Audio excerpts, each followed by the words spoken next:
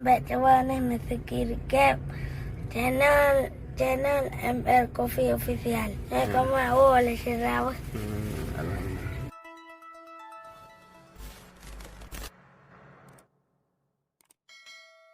Assalamualaikum warahmatullahi wabarakatuh. Syukur Alhamdulillah yang mana oleh Allah kembali memberikan kesempatan buat saya di pagi hari ini untuk mendatangi sebuah yayasan atau LPI atau Dayah, lebih dikenal kalau di Provinsi Aceh, yaitu Dayah Bustanul Mu'arif, tepatnya di Kampung Bukit Seraja, Kecamatan Juluk, Kabupaten Aceh Timur. Jadi rekan-rekan Bandung, kehadiran lu hanya mengantarkan sedikit amanah keterwakilan daripada Tunku Beni Gurkha yang mungkin atanya atau gemeri peripe dari rekan-rekan ganyan di perantauan di Malaysia, di Jakarta dan seterusnya. Mandu-mandu masyarakat netizen yang dititip melalui Tunku Beni Gurkha dengan jumlah ji 2 juta ribu. Jadi abi amanahnya biu sampaikan ke rono, semoga dia memanfaatkan ke kebutuhan Dayah. Alhamdulillah. Demikian yang dapat saya laporkan kepada teman-teman semuanya. Perlu kita berikan informasi buat saudara semuanya muslimin muslimat.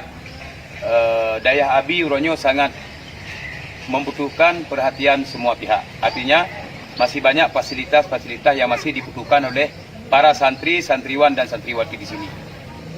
Juga seperti fasilitas MCK masih sangat dibutuhkan, dan juga bilik santri dan seterusnya.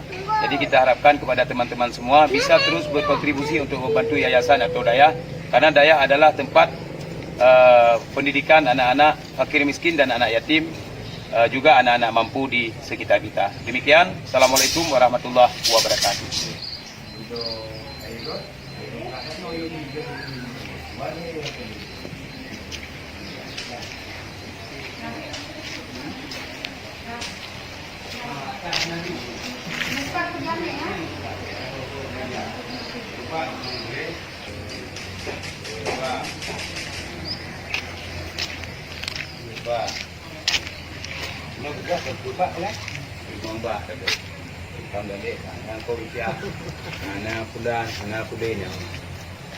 Yang mudah itu. Tolong karena nomor tapi karena itu yang wakaf tu ni situ.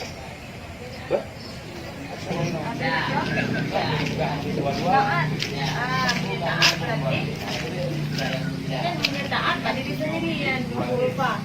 Bukan hanya lupa, taat dah nak sudah. Okey. Taat berarti